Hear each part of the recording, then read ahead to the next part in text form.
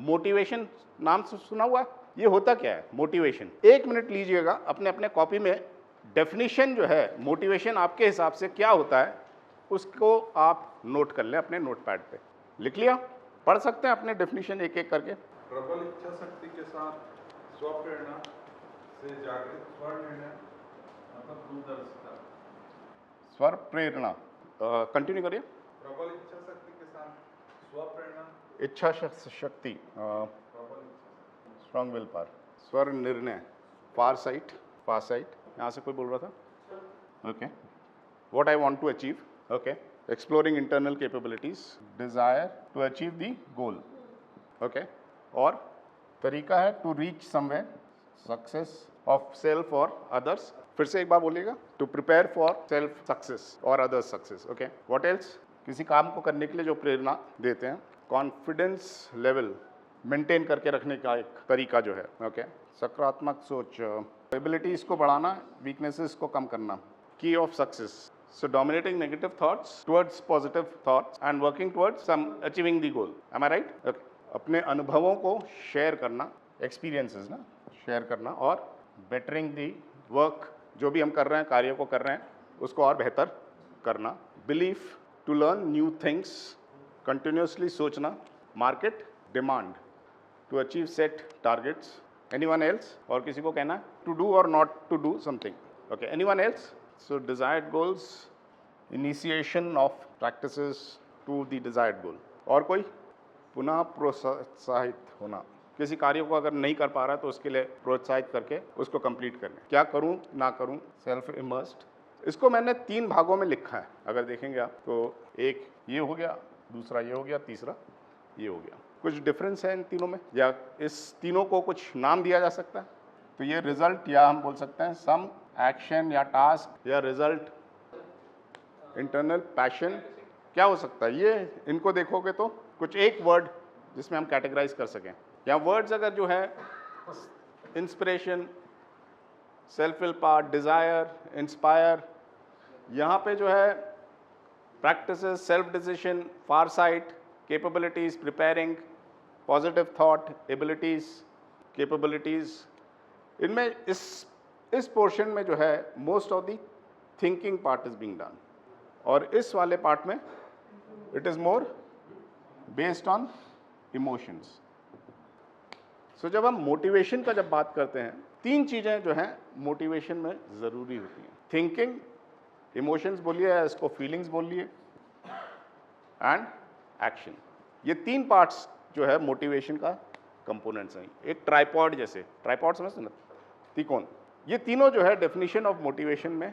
सो अगर इन सबको जो है अगर निचोड़ के अगर एक डेफिनेशन बनाना जाए तो उसको बोला जा सकता है being emotionally aroused when a person thinks, तो वो सोच रहा है, कुछ प्लान कर रहा है, फॉर डूइंग समथिंग, कुछ एक्शन लेने की कोशिश कर रहा है। सो भावनाओं से प्रेरित होकर जब कोई व्यक्ति कुछ कार्य करने की सोचता है, उसे हम बोलते हैं मोटिवेशन। एग्जाम्पल्स में अगर आप देखें, बचपन में भी बहुत बार हमने देखा है, कुछ चीज़ हमसे हो नहीं पा रही है, लेकिन दिमाग में क्या चल रहा है, क्या यार ये तो जो है मुझे करना है, तो एक जुनून सा बन जाता है कि इस चीज़ को मुझे प्राप्त करनी है। चाहे वो मैथ्स का प्रॉब्लम हो या कुछ प्रॉब्लम, वैसे प्रॉब्लम हो, कुछ चीज़ में फंस गए हैं और हम चाहते हैं कि इसको सॉल्व कर पाएँ, तो उस समय आप देखोगे तो एक जुनून सा हो जाता है कि ये चीज़ जो है मुझे करनी है। तो मोटिवेशन जो है आदमी के अंदर वो जुनून सा पैदा कर देता है कि वो कार्य को करने की सोच रहा है, अभी कार्य किया नहीं, कार्य करने के पहले जो कदम है, जो दिमाग में जो चल रहा है, उस चीज़ के बारे में बोलते हैं जब, तो उसको बोलते हैं मोटिवेशन। भागते हैं अपन, दौड़ते थे उस समय, स्कूल कंपटीशन होती थी, स्कूल कंपटीशन में भी हम लोग हिस्सा ले रहे हैं, अंदर क्या चल रहा है, क्या चलता होगा अंदर, है कि जीतना है। तो वो भावना उस समय का जो है निरंतर रहता है ना, वो भावना छोड़ के नहीं चली जाती। मोटिवेशन ऐसा चीज़ है, जब वो भाव से आप निरंतर सोच रहे हैं कि जो आपका गोल है, जो टारगेट है, जो आपने सेट किया, उसको अचीव करना है, ये सोच में है। अभी आपने वो प्रतियोगिता में जो है अभी भाग लिया नहीं है, लेकिन वो सोच पहले से चल रहा है। सो भावनाओं से प्रेरित होकर जब कोई व्यक्ति कुछ कार्य करने की सोच रहा है, तो इसे हम बोलते हैं मोटिवेशन। क्लियर हुआ ये 2 शब्द तो आपने सुने होंगे, कॉज और इफेक्ट। मुझे ये बताइए, आपके हिसाब से मोटिवेशन जो है ये क्या कॉज है या इफेक्ट है? अब भैया तय कर लो यार, दोनों चीज़ तो नहीं हो सकती। या तो कॉज है या इफेक्ट है। अच्छा, मैं एक उदाहरण देता हूँ। दिल्ली जैसे शहर में आजकल वैसे थोड़ा देखता हूँ कम हो गया है। पहले क्या होता था कि आप दिल्ली में नहीं रहते हो या मैं दिल्ली में रहने वाला हूँ, जैसे ही आप दिल्ली में उतरे, ऑटो रिक्शा हायर किया, आपको पता है कि एक जगह किराया 40 रुपये होना चाहिए। हम वहाँ पे राकेश जी उतरे और इनके घर के जाने का, रेलवे स्टेशन जाने का किराया 40 रुपये होना चाहिए। वो ऑटो रिक्शा वाला 80 रुपये मांग रहा है। मैं भी इनके घर के पास ही रहता, इत्तेफाक से मैं खड़ा हुआ था, मैं देख रहा था। तो राकेश जी को आया तो बड़ा गुस्सा, लगा कि थप्पड़ मारें।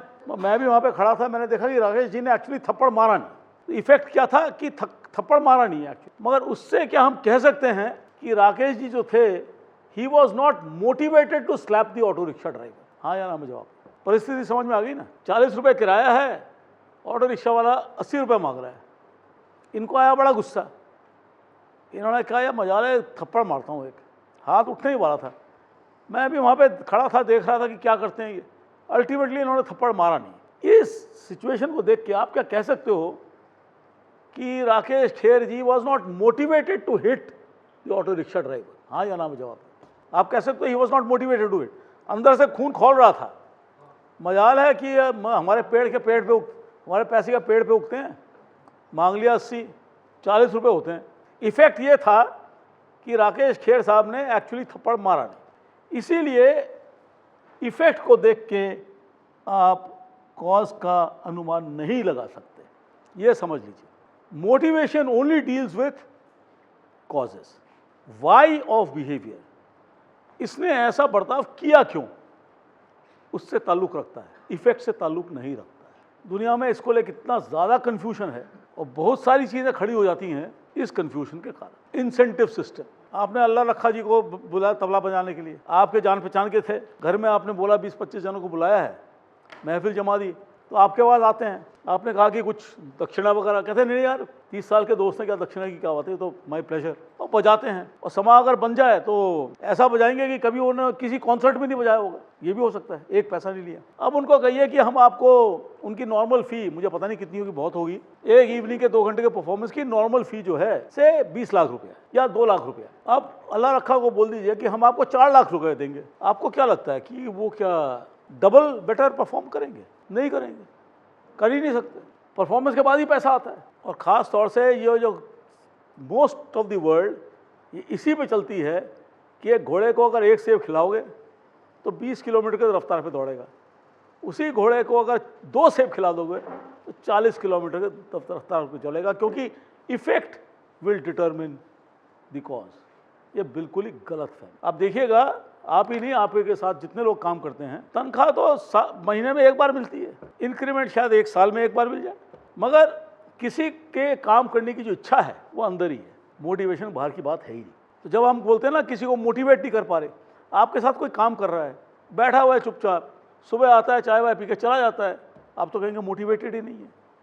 हर इंसान में हर मुहूर्त में कुछ ना कुछ मोटिवेशन होता ही है, उसके कारण एक उंगली नहीं हिलती। अच्छा, जब ये बड़े बड़े लोग जब बात करते हैं ना तो हम सोचते हैं ये ऐसी बात कर रहे हैं। जैसे तेंदुलकर से पूछा जाए कि भैया आप इतने वर्ल्ड के नंबर 1 बैट्समैन बने कैसे? क्योंकि आपको इतना पैसा मिलता था इसलिए।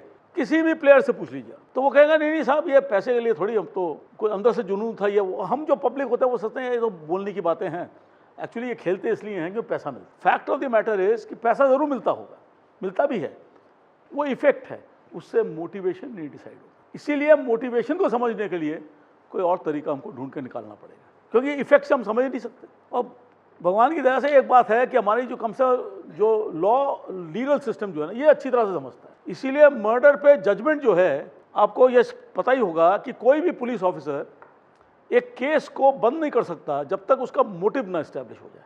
तो हादसे जो है वो सेम है, किसी की मृत्यु हो गई या किसी ने सुसाइड कर दिया या किसी ने मर्डर कर दिया या कुछ भी है, बट डिसीजन नहीं ले सकते जब तक मोटिव ना, फाइल खुली रहती है जब तक मोटिव ना इस्टेब्लिश हो जाए। बट लीगल सिस्टम जो है ये बात को अच्छी तरह समझता है, जब तक मोटिव इस्टेब्लिश नहीं होगा judgement can not be pronounced. So emotionally aroused what a person thinks about, ये अंदर की कुछ आग की कुछ चिंगारी जलानी पड़ेगी। आप लोगों ने माइक्रो एंटरप्रेन्योर सिलेक्ट किए, आप लोगों ने किया क्या? एक्चुअली शुरुआत में बहुत कुछ किया है। शुरुआत में क्या किया? थोड़ी सी उनकी चिंगारी जलाई। बेरोजगार थे, माइग्रेंट थे, कोई काम धाम नहीं, कुछ नहीं, थोड़ी सी आपने चिंगारी में थोड़ी सी उकसा दिया। अब आगे देखिए कहानी, वो सब में एक तरह की चिंगारी नहीं वो उसके बारे में जुड़े हुए बताते हैं आपको। ये चीज़ को ख्याल रखिएगा। ये खाली काम के बारे में बात नहीं है। आपके बच्चे जो हैं उनमें हर एक इंसान का हर टाइम पे मोटिवेशन होता है। मोटिव के बिना एक पत्ता नहीं हिलता। मगर ये सोचे कि बच्चा अगर फर्स्ट आएगा, पहले से ही बोल दिया कि आपको 2 चॉकलेट ला के दे दूंगा, ये आदतें हम बिगाड़ते हैं। बच्चा नहीं मांगता। अगर बेटा या बेटी यहाँ से वहाँ पहुँच गए तो साइकिल खरीद देंगे। ये आदतें हम बिगाड़ते हैं। उसके बाद हम कहते हैं जब तक पैसा नहीं दोगे काम कैसे करेगा। हमें सभी को पैसे की ज़रूरत है रोटी रोजी के लिए, अपने पालन पोषण के लिए, अपने परिवार के। वो तो बात सही है। वो ही प्राइमरी रीज़न नहीं है कि हम काम क्यों करते हैं। तो इफेक्ट से हम अक्सर मोटिव का, रिजल्ट से हम अक्सर मोटिव का अनुमान शायद नहीं लगा सकते। तो कोई खाली बैठा है, चाहे अपना बच्चा क्यों ना हो, ये ना सोच के चलिए कि इसको पढ़ने की या पढ़ाई लिखाई की कोई इच्छा ही नहीं है। ये हमें पता ही नहीं है। आपके और मेरे दिमाग में क्या हो रहा है ये एक्चुअली पता करना ही एक अलग चीज़ है, जिसकी जर्नी आप लोगों ने शुरुआत कर चुके हैं पहले, इस प्रोग्राम में आने से पहले भी। तो उसी को हम लोग आगे बढ़ाएंगे। ये जो सवाल जो है ये रिसर्चर्स और जितने थे उनके अंदर ये सवाल था कि भाई आदमी काम करता है तो क्यों करता है।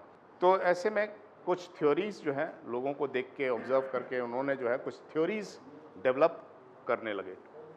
मैस्लो थे, आप लोगों ने सबने सुना होगा नाम, मैस्लोज थ्योरी ऑफ नीड्स जो है।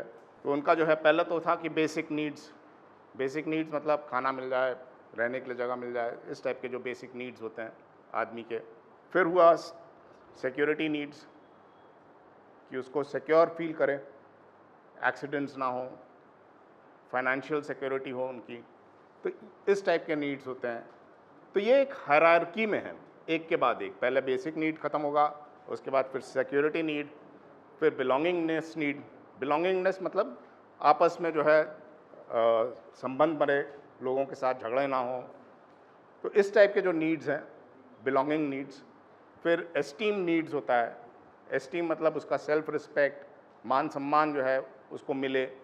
और फिर होता है एक सेल्फ एक्चुअलाइजिंग नीड, जहाँ पे वो अपने आप को एक्चुअलाइज करता है, अपने पोटेंशियल्स को जो है रियलाइज करने की कोशिश करता है। तो ये एक उन्होंने बना था एक हायरार्की ऑफ नीड्स, कि एक के बाद एक जो है। वैसे ही और भी रिसर्चर्स काम करते रहे। तो हर्सबर्ग से जिन्होंने हाइजीन नीड्स के बारे में बात किया था, और motivational needs. Hygiene needs basically जैसे बेसिक नीड्स हैं, साइकोलॉजिकल नीड्स हो गए, सेफ्टी नीड्स, ये सब हो गया आपका हाइजीन, जो बेसिक रिक्वायरमेंट्स ही हैं किसी भी काम को करने के लिए। किसी भी ऑर्गेनाइजेशन में, बेसिकली ऑर्गेनाइजेशन में स्टडीज़ हो रही थी, तो उनको जो है हाइजीन नीड्स होना चाहिए। और उसके बाद कुछ मोटिवेशनल नीड्स में मतलब आदमी को लगना चाहिए कि ग्रो करे, डेवलपमेंट हो रहा है, उसका एडवांसमेंट हो रहा है। तो इस टाइप के नीड्स जो हैं उन्होंने मोटिवेशनल नीड्स में बनाया था। इस प्रोग्राम में जो है हमारा जो फोकस है वो है जो थ्योरी मैक्लीलैंड ने डेवलप की थी। उसमें जो है मैक्लीलैंड का जो थ्योरी ऑफ नीड्स मोटिवेशन है, उसके बेसिस पे ये प्रोग्राम डिज़ाइन किया गया। और हम यहाँ पे केवल उनका जो एक मोटिवेशन है उसके बारे में ज़्यादा चर्चा करेंगे। बाकी 2 और उन्होंने लिए थे, उन पे कम होगा। सीधे उस पे ही जाते हुए, पहला था उनका एक पावर मोटिवेशन मतलब पावर बेसिकली किसी चीज़ को इन्फ्लुएंस करना। पावर में जो है उनका जो परिभाषा उन्होंने जो निकाला है, being emotionally aroused when a person thinks of, क्या होगा, गिविंग पावर नहीं, और गेनिंग पावर। ओके, और क्या हो सकता है? तो गेनिंग पावर कैसे करेगा वो? दूसरों को कंट्रोल करने। So being emotionally aroused when a person thinks of controlling, किस चीज़ को कंट्रोल करेगा?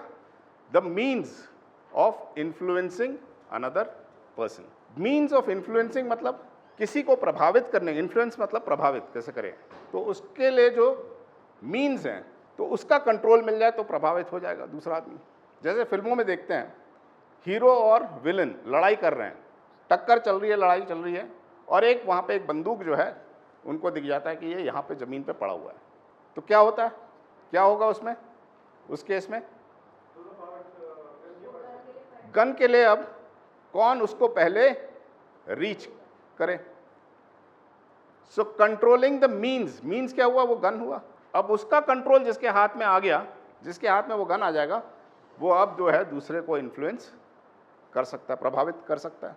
सो पावर मोटिवेशन जो है उसमें आदमी दूसरे को कैसे कंट्रोल करना है। अब ये कंट्रोल करने के तरीके अलग अलग हो सकते हैं।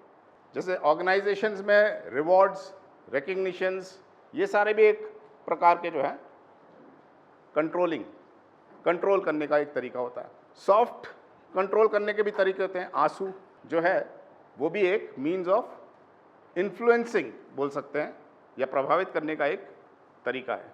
सो जब भी कोई व्यक्ति is emotionally aroused to control the means of influencing, कि कैसे दूसरे को मैं इन्फ्लुएंस कर पाऊं, तो हम उसको बोलते हैं कि उसके अंदर किस प्रकार का मोटिवेशन है, पावर मोटिवेशन। ये समझ में आया। So basically power motivation is dealing with influence. So being emotionally aroused, जब कोई व्यक्ति भावना से प्रेरित होकर किसी दूसरे व्यक्ति को अपने नियंत्रण में करने की कोशिश कर रहा है, तो उसको हम बोलते हैं पावर मोटिवेशन। ठीक है। दूसरा मोटिवेशन उन्होंने एक और निकाला था, वो है एफिलिएशन। एफिलिएशन मतलब, एफिलिएशन क्या होगा, संबंध। तो जब कोई व्यक्ति किसी दूसरे व्यक्ति के साथ अपने संबंध बढ़ाने को सोच रहा है, बढ़ाना हो सकता है, संबंध स्थापित करना हो सकता है, नए संबंध बनाने की कोशिश कर रहा है, या मेंटेन करने की कोशिश कर रहा है, या सोच रहा है। जब सोच रहा है तो उसको हम बोलते हैं, संबंध बढ़ाने का जब सोच रहा है तो उसको हम बोलेंगे एफिलिएशन मोटिवेशन। जब भी कोई व्यक्ति किसी दूसरे व्यक्ति के साथ अपने संबंध को बढ़ाना या संबंधों को स्थापित करना या मेंटेन रखना, इन सब चीज़ों के बारे में जब सोच रहा है तो उसको हम बोलते हैं एफिलिएशन मोटिवेशन। जैसे अधिकतर जब बच्चे थोड़े से बड़े हो जाते हैं, कॉलेज में जा रहे हैं, और सपोज करो उनका कॉलेज जो है वो माँ बाप से अलग होकर उनको जाना पड़ रहा है, तो बच्चे के दिमाग में हमेशा अपने घर के बारे में सोच जो है अंदर आती है। तो वो उस समय क्या हो रहा है, उसके अंदर एक डिज़ायर कि मैं जाके मिल लूँ अपने माँ से, है ना, या अपने फैमिली से जाके मिल लें, मुलाकात हो जाए। तो उस प्रकार का जो मोटिवेशन होता है उसको हम बोलते हैं एफिलिएशन मोटिवेशन। तो संबंध किसी के साथ भी हो सकता है। कोई हो सकता है कि अपने संबंध अपने फ्रेंड्स के साथ कैसे और बढ़ाया जाए। तो संबंध बढ़ाने का जब भी कोई आदमी सोच रहा है तो उसको हम बोलते हैं एफिलिएशन मोटिवेशन। ठीक है। तो ये दो मोटिवेशन जो है मैक्लिनन ने जो है निकाले थे। इसके अलावा जो हम इस प्रोग्राम में जो हमारा मेजर फोकस होगा वो होगा उनका जो तीसरा मोटिवेशन था, अचीवमेंट मोटिवेशन। तो यहाँ पे हम फोकस करेंगे पूरा अपना प्रोग्राम अचीवमेंट मोटिवेशन में। इसका मतलब ये नहीं है कि ये दोनों मोटिवेशन जो है खराब हैं, ये दो मोटिवेशन भी ज़रूरत है। तो ये चीज़ ऐसा नहीं है कि ये चीज़ें खराब हैं, इसका फोकस इस प्रोग्राम में नहीं है। तो हमारा जो ज़्यादातर जो चर्चा जो होगा वो खाली अचीवमेंट मोटिवेशन को लेके होगा। मोटिवेशन का डेफिनेशन क्या है? भावनाओं से प्रेरित होकर जब कोई व्यक्ति कुछ कार्य करने की सोच रहा है। तो पावर मोटिवेशन में किस प्रकार का कार्य करने की सोच रहा है? इन्फ्लुएंस। एफिलिएशन में संबंध, है ना। अचीवमेंट में जो है वो होता है एक्सेल या एक्सेलेंस। एक्सेलेंस मतलब या एक्सेल मतलब बेहतरीन और बेहतर या बेहतरीन जो है, उस टाइप की जब बात करते हैं तो हम अचीवमेंट मोटिवेशन की, तो उसका जो है रिलेशनशिप है एक्सेलेंस के साथ। उसका जो सोच है वो है एक्सेलिंग के ऊपर, कि मुझे कुछ जो है बहुत बढ़िया काम करना है, एक्सेल करना है, बेहतर करना है। ठीक है। मोटिवेशन है बीइंग। तो पहला जो मोटिवेशन है उसका, या पहला जो बिंदु है इसका अचीवमेंट मोटिवेशन का, being emotionally aroused when a person thinks of क्या, competing with the standard of excellence set by self. इसमें कुछ वर्ड्स हैं, कॉम्पीटिंग, स्टैंडर्ड। स्टैंडर्ड क्या चीज होता है? मापदंड, बेंचमार्क बोल सकते हो, या है ना, एक मतलब होता है स्टैंडर्ड का जहां पे हम बोलते हैं बेंचमार्क, ठीक है, या मापदंड। और क्या मतलब हो सकता है स्टैंडर्ड का? बहुत बढ़िया हो सकता है, हाँ, बहुत अच्छा, और लेवल। एक मतलब होता है स्टैंडर्ड का, जैसे स्टैंडर्ड थाली, स्टैंडर्ड थाली सुना है, जो सबको मिलता है, या जैसे शूज़ हैं, जूते हैं, इसका स्टैंडर्ड साइज होते हैं। तो अधिकतर लोग जो हैं किस टाइप के साइज पहनते हैं? 7 नंबर का अगर जूता पहनते हैं तो वो स्टैंडर्ड हो गया, ठीक है। एक और मतलब होता है स्टैंडर्ड, जब हम यहाँ पे यूज कर रहे हैं उसको हम बोलते हैं the very best. Standard means the best. Best समझ दो, जो अभी तक का जो है सर्वोत्तम प्रदर्शन जो है उसको हम बोलते हैं स्टैंडर्ड। तो जब कोई व्यक्ति इमोशनल होके, इमोशनली जो है वो सोच रहा है कि जो उसने जो स्टैंडर्ड ऑफ एक्सीलेंस जो सेट की है, स्टैंडर्ड ऑफ एक्सीलेंस, जो बेस्ट प्रदर्शन अभी तक उसने जो किया हुआ है उससे और बेहतर करने की सोच रहा है, ठीक है। तो जो उसका बेस्ट है उससे और प्रतियोगिता में रहते हुए उससे और बेहतर करने की सोच रहा है, तो उसको हम बोलते हैं competing with the standard of excellence set by self, ठीक है। कंपटीशन इन द सेंस कि जो मेरा बेस्ट है उसके साथ मेरा कंपटीशन चल रहा है कि उसको मैं, उस रिकॉर्ड को मैं कैसे तोड़ सकूं। जैसे अगर हम 100 मीटर्स रेस बचपन में दौड़ते थे, से अगर हमने 100 मीटर्स का रेस जो है 11 या 12 सेकेंड्स में हम कंप्लीट कर चुके हैं, ठीक है। 12 सेकेंड्स में हम 100 मीटर्स का रेस दौड़ रहे हैं। अब इस मोटिवेशन से अगर इस डेफिनेशन को लेके जाएंगे तो क्या होगा उसमें, उस बंदे के अंदर क्या चलना चाहिए, हाँ, उस टाइम को कैसे और कम कर पाए। सो वो जो 12 सेकेंड्स में अगर वो कंप्लीट कर रहा है तो अब उसके मन में क्या चल रहा है कि वो 11.30 सेकेंड्स हो सकता है या 11.50 सेकेंड्स हो सकता है, कि वो 12 सेकेंड के अंदर 100 मीटर्स का रेस कैसे प्राप्त करे या कैसे अचीव कर पाए। तो हम बोलेंगे उसमें अंदर ये पॉइंट, जो ये वाली जो बिंदु है उसके अंदर चल रही है। सो ये चीज समझ में आ गया, competing with the standard of excellence set by self, ठीक है। तो जो भी अपना आज तक का प्रदर्शन है, जैसे आप लोग के साथ जो माइग्रेंट लेबर्स जो बन के अब एंटरप्रेन्योर्स बन रहे हैं, तो उनका एक स्टैंडर्ड होगा अभी 1 आध साल के बाद कि हमने जो है इतना प्रोड्यूस किया या ऐसा क्वालिटी बनाई। क्वालिटी हो सकता है, कॉस्ट हो सकता है, टाइम हो सकता है, जो भी है, किसी भी क्षेत्र में, किसी भी एक चीज़ में अगर उसका एक लेवल है, अब वो सोच रहा है इस लेवल से मैं और बेहतर कैसे कर सकता हूँ, अपने कॉस्ट को मैं कैसे रिड्यूस कर सकता हूँ, या अपने क्वांटिटीज को कैसे मैं बढ़ा सकता हूँ, टाइम को कैसे रिड्यूस कर सकता हूँ। तो ये अगर उसके मन में आ जाता है तो हम बोलते हैं कि वो जो है अपने जो द्वारा जो स्थापित किए गए सर्वश्रेष्ठ प्रदर्शन जो है उससे बेहतर करने की सोच रहा है। दूसरा केस हो सकता है competing with the standard of excellence set by others. जब कोई व्यक्ति भावनाओं से प्रेरित होकर क्या सोच रहा है, दूसरे व्यक्ति का जो स्टैंडर्ड है, जो बेस्ट है।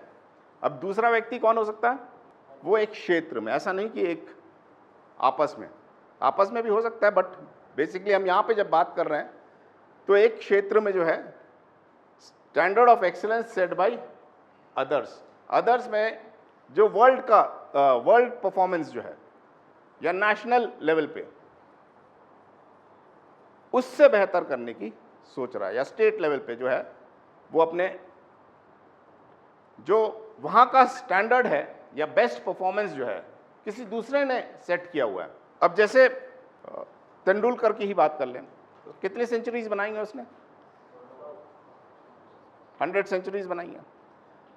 अब क्लोजेस्ट कौन है उसके, मानो कि अगर विराट कोहली जो है वो उसके क्लोजेस्ट है ना, विराट ही है, विराट कोहली है उसके क्लोजेस्ट।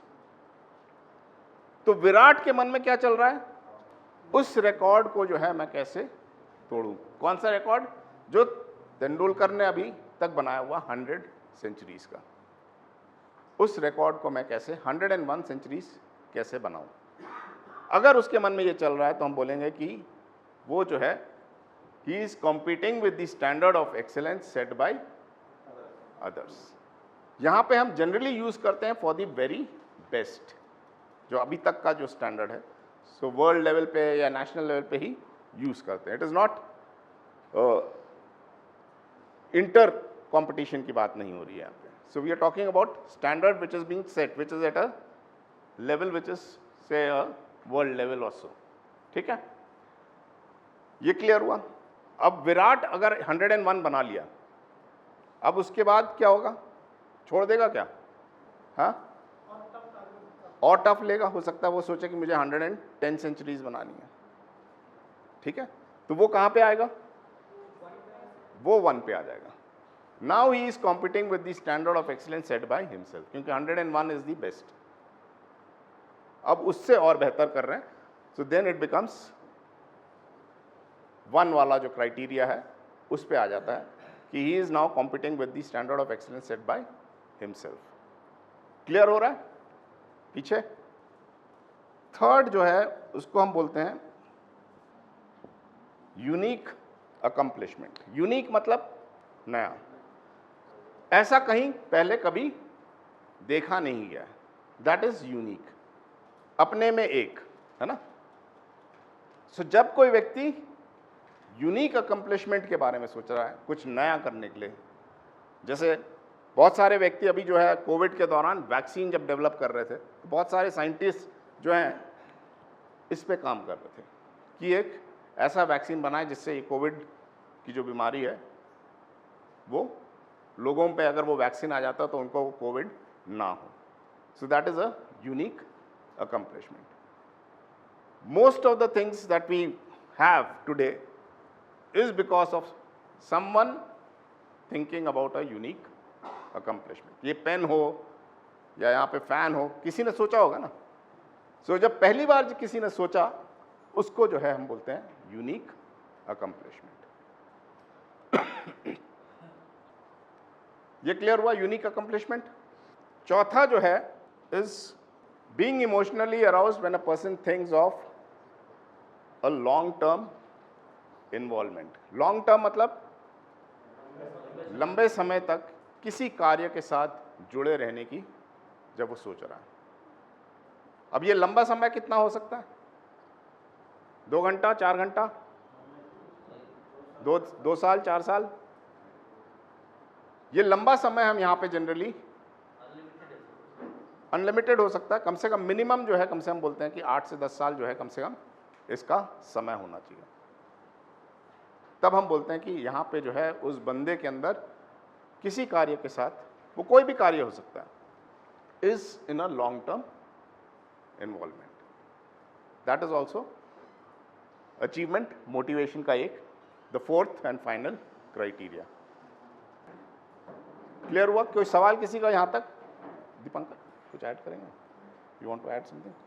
कोई सवाल यहाँ तक अभी, या कुछ चीज़ समझ में नहीं आई, कोई क्राइटेरिया समझ में नहीं आया इसमें? अब ये चारों क्राइटेरिया जो हैं आपके जहन में होना चाहिए, ये याद होनी चाहिए। Being emotionally aroused when a person thinks of competing with the standard of excellence set by self. Being emotionally aroused when a person thinks of competing with the standard of excellence set by others. ये set by others में ये confusion नहीं करना कि मेरे boss ने मेरे लिए कोई एक टारगेट दे दिया, वो किस में आएगा? हाँ, सेल्फ में आएगा। बॉस ने मुझे टारगेट दिया, वो सेल्फ में आएगा। अदर्स में आएगा, वो हो सकता है पावर मोटिवेशन में हो, बिकॉज मोटिवेशन इज इंटरनल। सो हम यहाँ पे सेट बाय अदर्स में ये कंफ्यूजन नहीं करना कि किसी दूसरे ने मेरे लिए कोई टारगेट सेट कर दिया है, इज अचीवमेंट मोटिवेशन का क्राइटेरिया नंबर 2, वो नहीं है। यहाँ पे जब हम सेट बाय अदर्स बोल रहे हैं, ये स्टैंडर्ड ऑफ एक्सेलेंस जो किसी दूसरे ने स्थापित किया है, उसके साथ हमारे साथ, उस स्टैंडर्ड के साथ, उस आदमी के साथ नहीं, उस स्टैंडर्ड के साथ हमारा कंपटीशन चल रहा है। या कंपटीशन जो है वो जो स्टैंडर्ड है उसके साथ है, कंपटीशन और किसी के साथ नहीं है। विराट कोहली का तेंदुलकर के साथ कोई कंपटीशन नहीं है। तेंदुलकर ने जो रिकॉर्ड बनाया है उसके साथ कंपटीशन। विराट हो, कोई भी हो, जैसे बॉलर्स में भी है, शेन वॉर्न ने एक रिकॉर्ड स्थापित किया था, फिर उसके बाद मुरलीधरन ने उसको ओवरटेक किया, या अनिल कुंबले ने पहले कुछ ओवरटेक किया। सो हर खिलाड़ी के अंदर वो कहीं ना कहीं कुछ जो है अपने हिसाब से उसका कंपटीशन जो है वो चल रहा है। वो हो सकता है उसका standard of excellence set by self हो सकता है, या उसका जो है competing with standard of excellence set by others हो सकता है। ये क्लियर हुआ? ठीक है, कोई सवाल किसी का? अराउजल और तगड़ा हो जाता है कि मुझे ये कार्य पूरा ही करना है, ये भी हो सकता है। सो वो जरूरी नहीं है कि ये पॉजिटिव नेगेटिव उसमें नहीं देख रहे। मोटिवेशन हमें कहाँ से आया, हो सकता है कहीं से भी आए, इंस्पिरेशन कहीं से भी मिल सकता है, बट जरूरी यह है कि अंदर से जो है वो भाव जो है, तब जब तक इमोशनली आप नहीं हो तैयार हैं, जब तक इमोशंस नहीं है अंदर, वो जो पैशन किसी ने वर्ड यूज किया था, वो अंदर आग लगी हुई है, दिमाग से निकलता ही नहीं है वो चीज। आप जो भी मर्जी कर लो, नहीं, वो आ ही जाता है कहीं ना कहीं। रात को नींद नहीं आती है कभी कभी, क्योंकि आपके दिमाग में वो चल रहा है। सो मोटिवेशन उस लेवल पे हो जाता है, वो कहीं से भी आए, लेकिन जब आदमी इमोशनली अराउज्ड हो जाता है तो वो उसका लाइफ पूरा जो है उस पर रिवॉल्व करता है, जब तक उसका वो टारगेट जो है या जो सोचा है उसने करने को वो कर लिया। उसके बाद हो सकता है वो लेवल जो है कम हो जाए, वो उसकी अराउजल जो है वो कम हो जाए। जब उसको लगता है कि ये हो गया है, देन उसके लिए फिर वो दूसरा चीज चालू हो जाएगा, कुछ और टारगेट आ जाएंगे उसके लिए। तो जब तक ये थिंकिंग, फीलिंग एंड एक्शन जो है, फीलिंग, थिंकिंग, एक्शन जो भी लगा लो, तो इमोशनली अराउजल होके व्यक्ति सोच रहा है किसी कार्य को करने की, तो ये तीनों चीजें जरूरी है, तब जाके हम बोलते हैं कि हाँ अंदर उसके मोटिवेशन। फिर वो कॉज एंड इफेक्ट, कि अगर वो कर लेता है तो इफेक्ट कुछ भी हो, इफेक्ट कुछ भी हो सकता है, बट अंदर मोटिवेशन है। जैसे दीपांकर ने जो एग्जाम्पल भी दिया था, भाई थप्पड़ मारा नहीं, लेकिन अंदर तो था ही ना, मारना है, तो मोटिवेशन तो हम बोलेंगे उसके अंदर था, एक्शन में वो रियलाइज नहीं हुआ। सो रूरल कंटेक्स्ट में अगर एग्जाम्पल्स हो से, अगर हम पहले वाले इसमें बोलते हैं competing with the standard of excellence set by self, rural context में क्या हो सकता है? एक फार्मर है ना, और उसके पास कुछ प्लॉट ऑफ लैंड है, और उसमें उसने कुछ चीज से चावल ही जो है बोया हुआ है, या कोई भी हो सकता है, कुछ भी चीज हो सकती है। अब उसने से उस प्लॉट ऑफ लैंड से, मैं वैसे ही बोल रहा हूँ, 10 क्विंटल चावल निकाल लिए एक साल। अब उसके मन में क्या हो सकता है? मैं उसी प्लॉट ऑफ, हाँ, अगले साल में मैं हो सकता है 11 करूं, 12 करूं, हो सकता है। तो एक साल में मैंने केवल 2 फसल डाले थे, उसका इतना उत्पादन हुआ था। उत्पादन हो सकता है, या हो सकता है टाइम हो सकता है, या कॉस्ट हो सकता है, या क्वालिटी हो सकती है, कि इसके क्वालिटीज़ को मैं कैसे और बेहतर करूं, तो दाम नीचे आ गया। सो हम रिजल्ट किससे नहीं देख रहे हैं, मनी के टर्म में, कि भैया इस साल मैंने 100 रुपये कमाए थे, अब मैं जो है 150 रुपये कमा रहा हूँ, तो उसमें दिक्कत हो जा सकती है, क्योंकि वो आपके हाथ में नहीं है उस समय कि वो रेट क्या चल रहा है। बट अगर मैंने 100 क्विंटल या 10 क्विंटल लिए हैं, और मैं अगर मेरे सोच में ये है कि भैया मेरे को जो है 110 करना है, अब उसके अगर मन में है कि भाई उसके इलाके में जो है 10 लोगों ने सरसों बोया, सिमिलर प्लॉट ऑफ लैंड्स हैं, ऑलमोस्ट सिमिलर समझो, एक ने जो है सरसों से 2 क्विंटल किया, वो हाईएस्ट था वहां पे उस क्षेत्र में। अब इसके मन में है कि मुझे अपने प्लॉट ऑफ लैंड से 2 क्विंटल नहीं 3 निकालनी है, तब तो स्टैंडर्ड ऑफ एक्सीलेंस कहीं आया ना, कुछ स्टैंडर्ड हुआ ना। तो उससे बेहतर करने की, जब हम स्टैंडर्ड देख रहे हैं तो कुछ बेस लेवल है, जो बेस्ट अभी तक परफॉर्म किया गया है, तो वो एक लेवल है, उससे बेहतर मैं कैसे कर रहा हूं। स्टैंडर्ड ऑफ एक्सीलेंस होना चाहिए ना, ये इंपॉर्टेंट चीज़ है ना। हम ये नहीं कह रहे हैं कि कुछ भी टारगेट सेट किया और हम सोचे कि अब कर लें। भाई खाना खाना है, मैं जाके खाना खा लिया, तो वो मोटिवेशन है क्या? हो सकता नहीं हो ना, कोई मोटिवेशन नहीं है, कोई स्टैंडर्ड नहीं है, कुछ नहीं है। भूख लगी, जाके खाना खा लिया, हो सकता है तब हमारा कुछ स्टैंडर्ड, हाँ कि आज तक का जो है मैं खाना 7 मिनट में खाता था, अब मुझे जो है जैसे मैं टाइपिंग जो हूँ 7 मिनट में से 100 पेज निकाल लेता हूँ, अब मैं सोच रहा हूँ 5 मिनट में 100 पेज कैसे करूँ। तब कुछ स्टैंडर्ड हुआ, ऑफ एक्सीलेंस हुआ कि ये मेरा बेस्ट था, इससे और बेहतर कैसे कर सकूँ, तब जाके वो क्राइटेरिया में आएगा अचीवमेंट मोटिवेशन में, नहीं तो नहीं आएगा। जो अभी तक किसी ने सोचा नहीं है उसको भी हम यूनिक में ही डालते मानते हैं। So unique can also be the first time.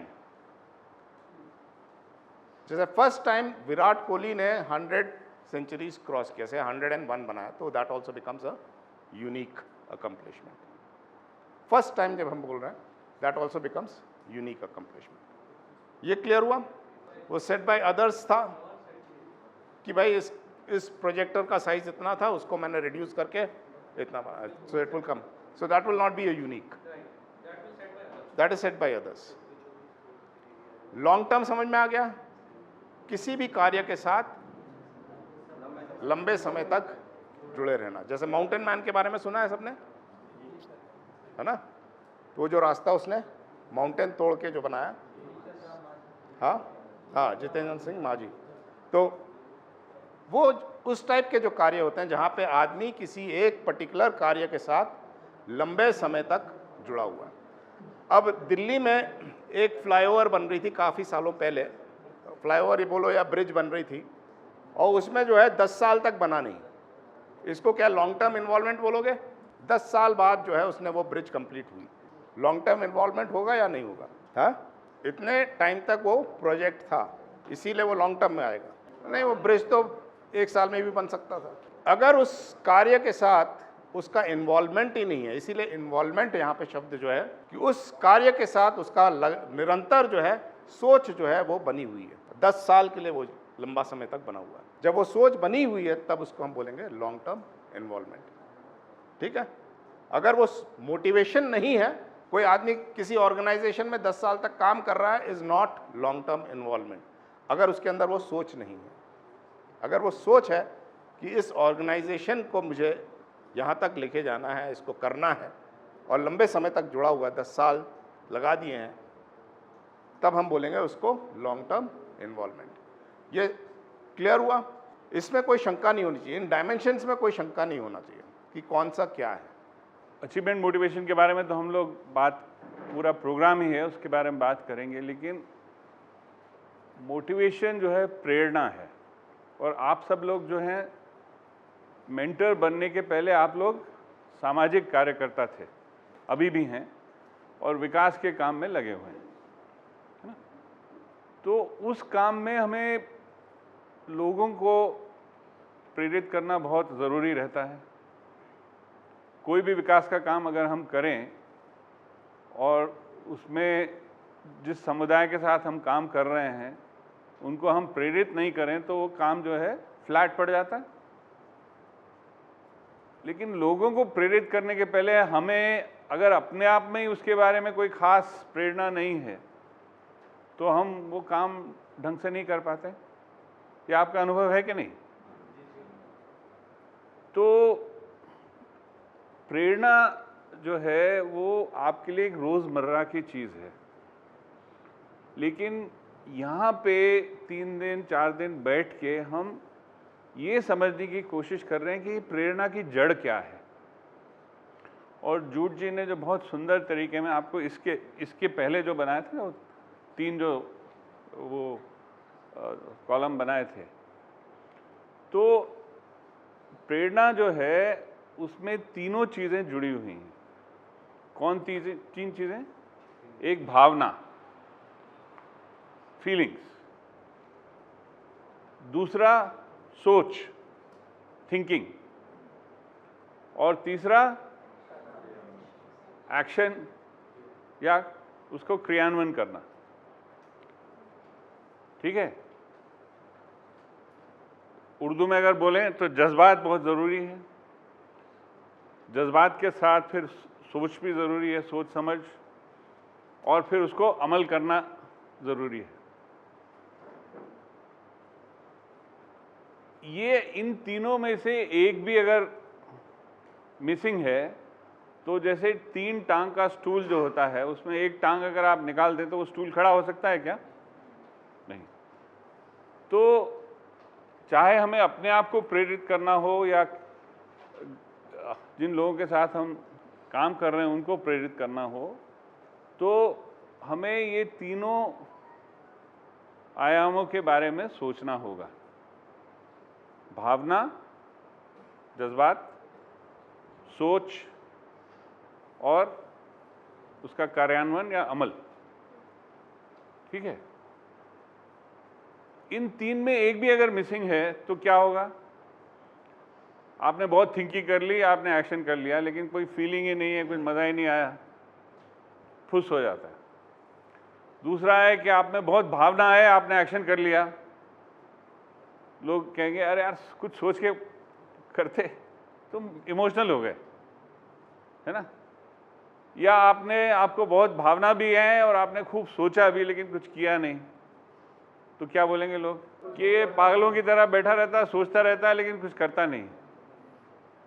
आपने हर तीनों टाइप के लोग देखे हैं ना, तीनों टाइप के देखे हैं। उनका हम मजाक क्यों उड़ाते हैं? क्योंकि वो 2/3 या 1/3 काम ही कर रहे हैं, जबकि हमको 3/3 चाहिए। तो अगर हमें सफल होना है तो प्रेरित होना होगा, और प्रेरित होना है तो उसके लिए ये तीनों आयाम जो हैं हमें इन तीनों पे काम करना पड़ेगा, भावना पे भी, सोच पे भी और एक्शन पे भी। ठीक है, अब रही बात, उसमें अलग अलग तरह की प्रेरणाएं हैं। उसमें ये जो कार्यक्रम है वो अचीवमेंट मोटिवेशन पे है कि एक प्रकार की विशेष उपलब्धि हम कैसे उसके लिए प्रेरित हो सकते हैं, और उसके लिए जो 4 जो कैरेक्टरिस्टिक बताए हैं उसके, वो आप लोग समझने की कोशिश कर रहे हैं। लेकिन मैंने सोचा कि आपको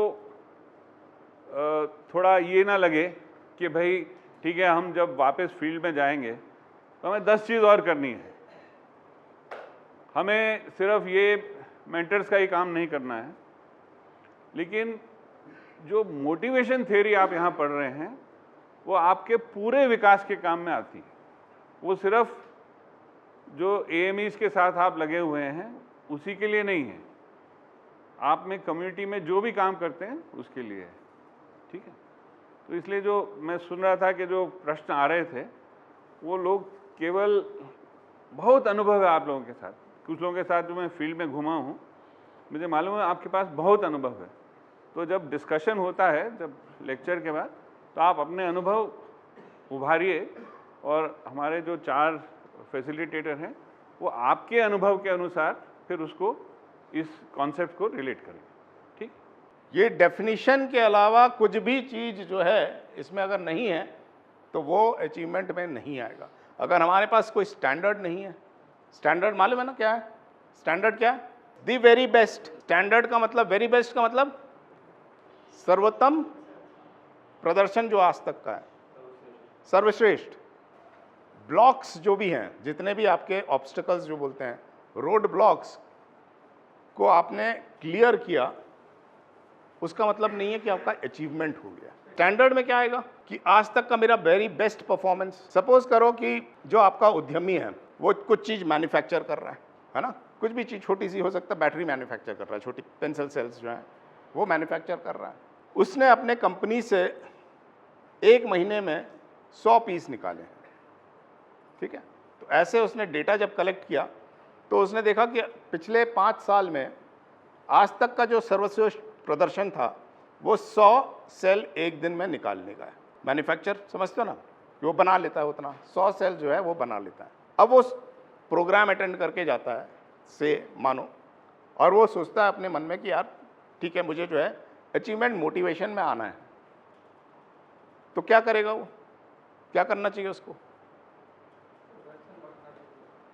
तो उसका अगर मन में उसके उथल पुथल होने लगता है, अगर उसकी भावनाएं जागृत हो जाती हैं, उत्तेजित हो जाती हैं, किस सोच को लेके कि मुझे अपने प्रोडक्शन को 100 से 120 तक कैसे लेके जाऊं, या 110 तक, या 101 तक कैसे लेके जाऊं, 100 से अधिक कैसे करूं, ये जब उसके ख्याल में आ जाता है तो स्टैंडर्ड मेरा 100 हो गया, अब 100 से मैं 101 कैसे लेके जा रहा हूं, या 1 से अधिक हो सकता है, जो भी उसने सोचा है, बट 100 से ऊपर होना चाहिए।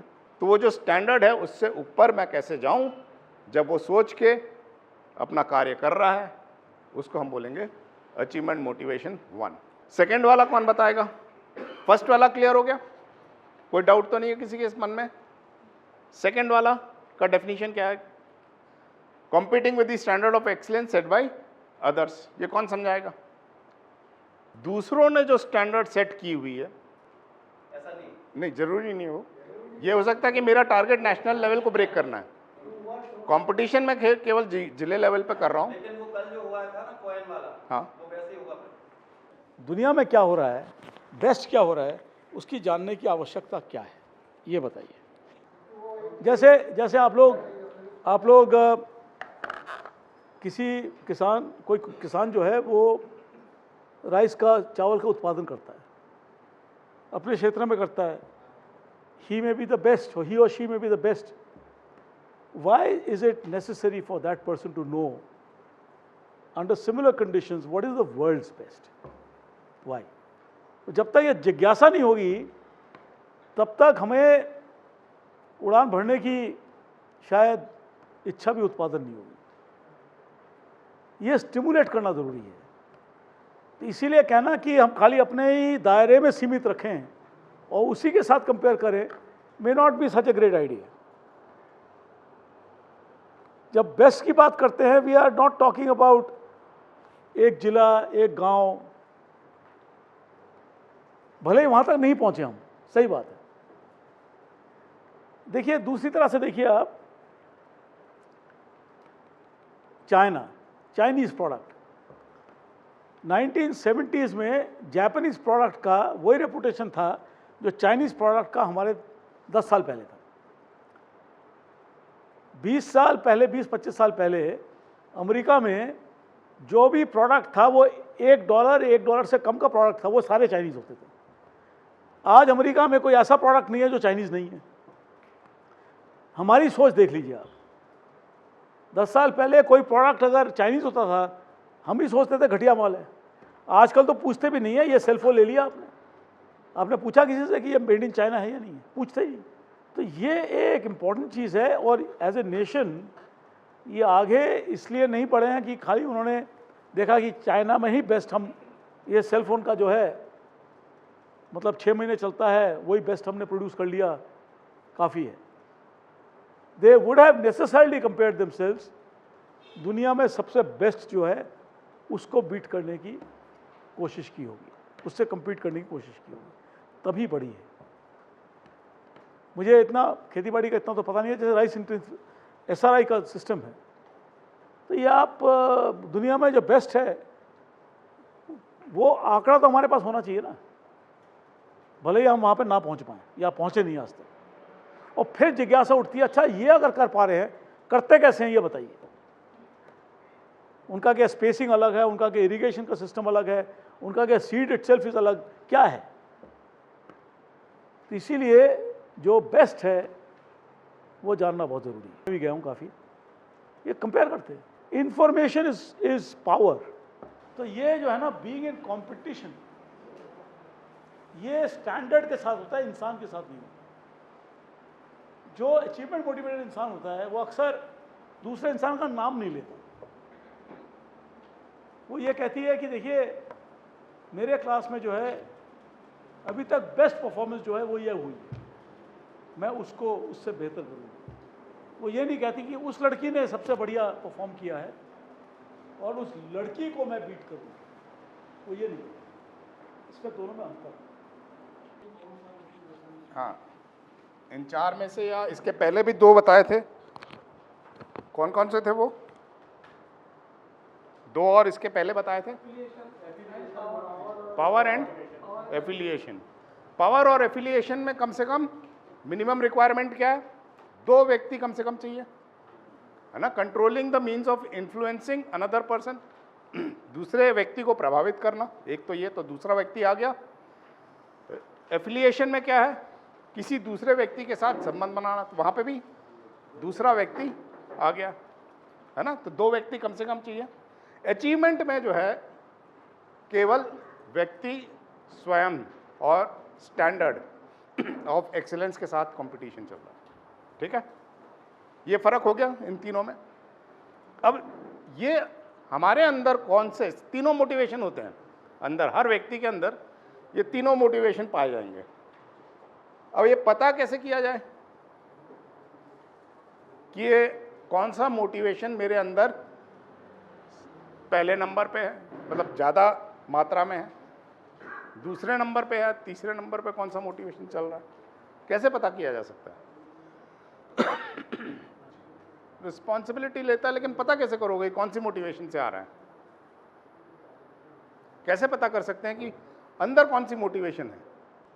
ये जो तीनों मोटिवेशन हर आदमी के अंदर है, मोटिवेशन जो है, पावर, एफिलिएशन, अचीवमेंट, तीनों हैं।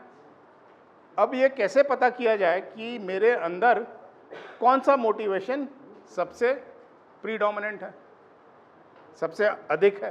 कैसे पता किया जाएगा? जब तक कोई विपत्ति नहीं आएगी तब तक बाहर नहीं आएगा, वो तो ठीक है। सर वो अपनी सोच का प्रदर्शन नहीं करेगा। जब तक वो अपना सोच की प्रदर्शन नहीं करेगा तब तक नहीं। जब सोच का प्रदर्शन करता है, वहाँ से हम कुछ जानकारी प्राप्त करते हैं कि भाई इसके अंदर कौन सी मोटिवेशन चल रही है ना। तो जो सोच का प्रदर्शन है वो हमने पहले दिन में कुछ चित्र दिखाए थे और उसमें आपको बोला था कि कहानी लिखो, बोला था ना। अब वो हमने तो कोई मोटिवेशन उस समय बताया नहीं, जो फोटो देखी उसके आधार पे जो आपके दिमाग में जो चल रहा है, जो कहानी बनी, उससे आपने जो है लिखा है। तो वहाँ से हम पता कर सकते हैं कि आदमी के अंदर क्या चल रहा है, क्या विचार आ रही हैं, किस प्रकार के विचार हैं, और उससे हमें उसकी मोटिवेशन के बारे में थोड़ा सा जानकारी मिल सकता है। तो वो जो कहानी जो लिखे हैं, 2 या 3 कहानी हम सुन ले पहले। जो भी पढ़ना चाहे कोई भी कहानी, अपनी एक कहानी आप पढ़ें, कोई भी एक व्यक्ति। कौन पढ़ेगा? एक सफलतम व्यक्ति स्टॉप स्टॉप स्टॉप स्टॉप। किसी को कुछ सुनाई दिया? हाँ, इसका क्या मतलब हुआ?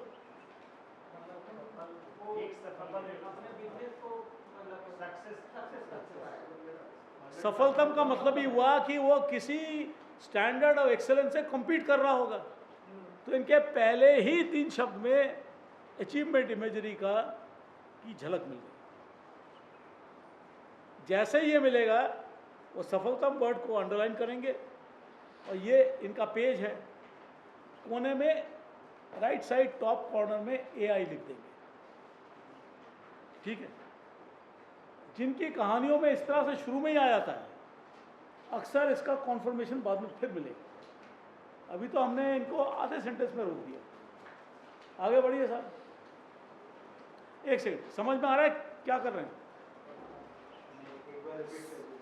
ये जो शब्द इस्तेमाल किया ना, सफलतम, सफलतम मतलब सक्सेसफुल। सक्सेसफुल का मतलब यही हुआ कि किसी स्टैंडर्ड के साथ compete किया होगा, उसको पार किया होगा। तो पहले ही शब्द में, दूसरे ही शब्द में इनकी कहानी का, इनके दिमाग में AI चल रहा है, इसका झलक मिल गई। अचीवमेंट इमेजरी चल रही है, इसकी झलक मिल गई। ठीक है सर, आगे बढ़ो। तो आप सफलतम को अंडरलाइन करेंगे और ये जो पेज है आपका, टॉप राइट हैंड कॉर्नर में AI लिखेंगे। AI meaning achievement imagery. ठीक है सर। एक सफलतम व्यक्ति अपने जीवन में खुश होकर अपना काम कर रहा है। हाँ जी। अच्छा, इसमें ऊपर शक्ल नहीं देखनी, अच्छा ठीक है। क्योंकि हर शब्द इंपॉर्टेंट है। तो आप खाली नीचे नज़र रखेंगे और एक एक शब्द पढ़ेंगे। हाँ जी, देखने से ये मुझे आप शक्ल उठा रहे हैं, मुझे उससे दिक्कत हो जाती नहीं उठाऊंगा। है। हाँ उठाइए, बिल्कुल नहीं उठाइए। हाँ देखने से ऐसा प्रतीत होता है व्यक्ति द्वारा अपने जीवन काल में बहुत मेहनत एवं लगन के साथ इस स्थिति में पहुंचा है, अच्छा ठीक है।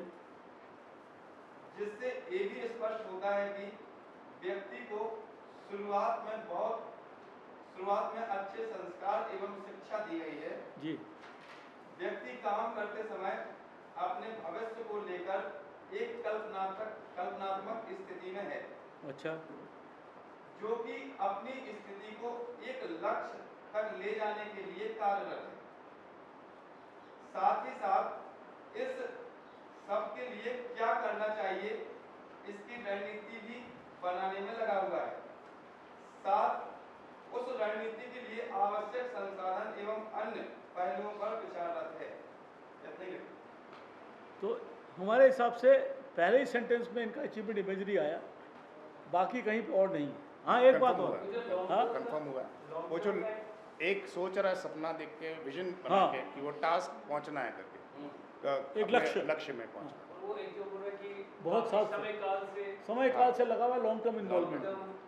अच्छा मगर एक बार अगर एआई मिल जाए दोबारा नहीं मिले, कोई एडिशनल क्रेडिट नहीं मिलता, 10 बार एआई बोल दे, ठीक है। अचीवमेंट इमेजरी एक बार मिल जाए आपकी कहानी में, इस कहानी में अचीवमेंट इमेजरी, इस कहानी में कोई पावर या एफिलिएशन नहीं है। क्यों बताइए? इसमें कोई दूसरे इंसान का जिक्र ही नहीं है। तो अचीवमेंट मोटिवेटेड इंसान जो होता है, इसका मतलब नहीं है कि ये अचीवमेंट मोटिवेटेड है। अभी एक ही कहानी पड़ी है, अभी देखना पड़ेगा बाकी कहानी। ये ना सोचे कि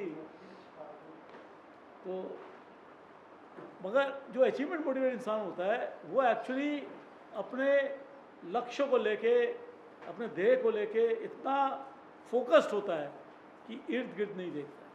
इसीलिए ये एक प्योर अचीवमेंट इमेजरी कहानी है, इसमें कोई पावर या एफिलिएशन का कंटेमिनेशन नहीं है।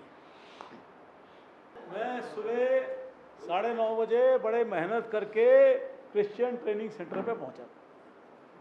वहाँ पे मैंने ब्रेकफास्ट खा लिया। ब्रेकफास्ट खा के कमरे में कोई नहीं था, मैं आके बैठ गया।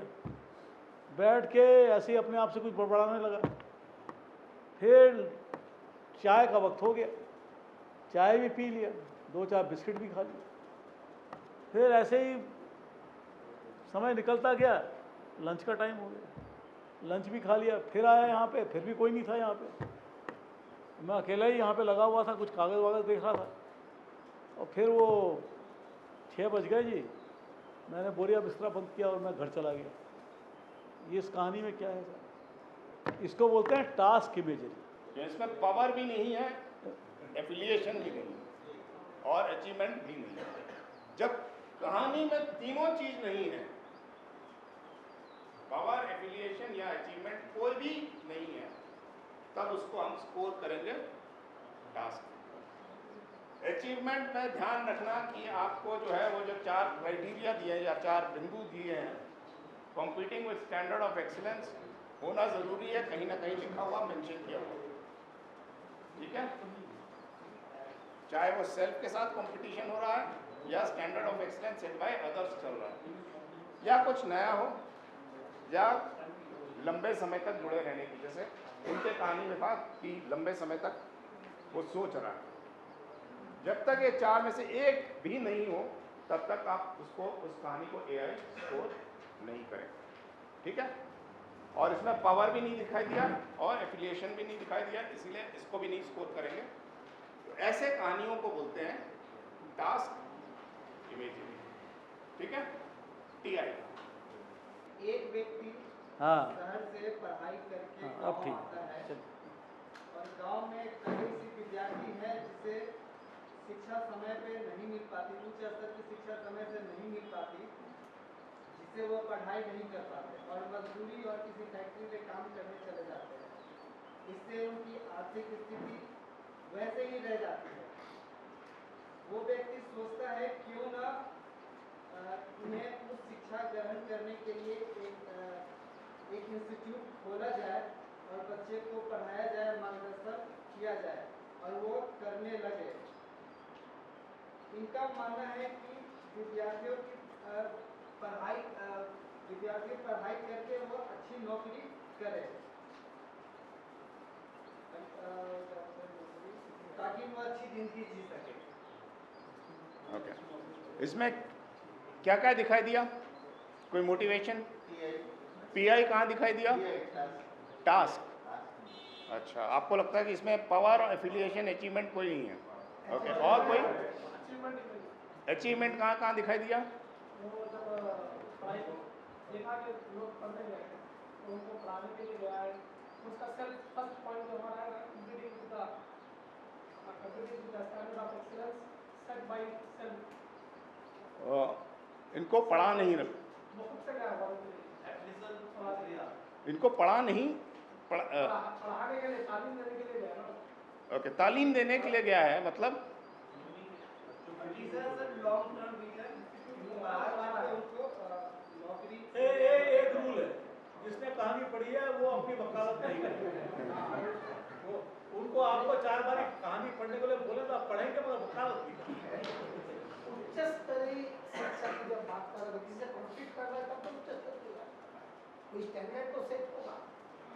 हाँ, तो वो एक तो बेहतर और अच्छी जिंदगी जी पाए या और अच्छा कुछ कर पाए, अच्छी पढ़ाई शिक्षा कर पाए। तो यहाँ पे आ गया है क्या? एआई, है ना? एक और जगह है एस्टैब्लिशमेंट ऑफ इंस्टीट्यूट। वहाँ पे मैं एक इंस्टीट्यूट जो है वो मैं खोलना चाहता हूँ, है ना? यूनिक पता नहीं, बट हाँ एक मैं वहाँ पे जो है एक इंस्टीट्यूट खोलना चाह रहा हूँ। तो वो जो है आपका एआई में आ जाएगा। साथ ही साथ इसमें और भी चीज़ दिखाई दी, क्या चीज़?